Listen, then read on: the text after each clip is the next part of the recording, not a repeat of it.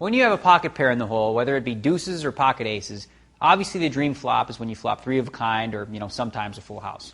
It's extremely rare that after flopping three of a kind, someone else in the pot is going to have you beat, but quite often your opponents will catch their draw to a straight or flush and crush your set. So, while flopping a set is a very fortunate situation, there are several things to think about when it comes to how hard you should play your hand. There are a few key pointers I'll share with you that should help you decide whether it's better to bet the hand aggressively or to sit back and let your opponents bet for you. Number one, first is flop texture. This is probably the most important variable when deciding what you want to do with a set. For example, if you have pocket kings and the flop comes king, 7, deuce, rainbow, it would probably serve you well to check the flop and give your opponents a chance to catch up a little bit. Since you have two of the kings, it's very unlikely that someone else in the hand has top pair. The only hand you could trap would be someone with pocket aces or a smaller set. But the good news is that if your opponent has any of those hands, you'll likely get all of his chips anyway.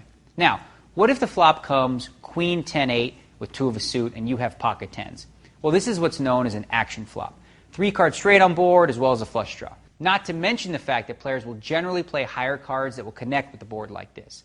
The only hands that could beat you at this point would be Jack 9 for the nut straight and pocket queens, but there are several hands out there that could draw out on you. A player holding King Jack, for example, he could beat you if he catches an ace or a 9. A player holding Ace Jack of hearts, well, he could beat you with a king, a 9, or a heart.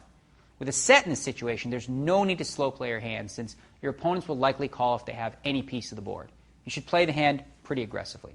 Number 2, type of opponents. If you're playing against the player that will habitually bluff when other players don't bet, then if you flop a monster hand like a set, you shouldn't take that play away from him. You should play coy and check to him. Sometimes you can even check to him on every street and let him bluff all the way. Let's say you had those kings again and the board was king, 7, deuce. If you bet the flop, now the bluffer is probably going to fold since it's highly unlikely that he has much of anything. However, if you check, he might see that as an opportunity to bluff the hand through.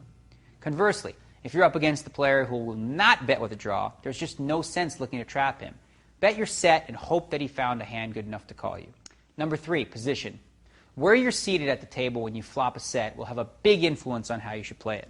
For example, let's say you call the small raise in a 5-way pot with pocket threes and the flop comes king, 10, 3. Since you're the first player to act, you should probably check since it's pretty likely that one of the other 4 guys in the pot are going to bet. Even if a flop comes jack, 6, 3, you should still probably check.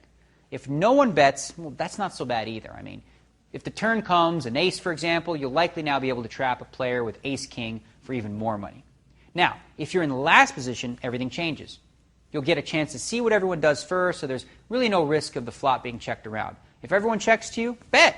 Hopefully someone will think you're stealing and raise you.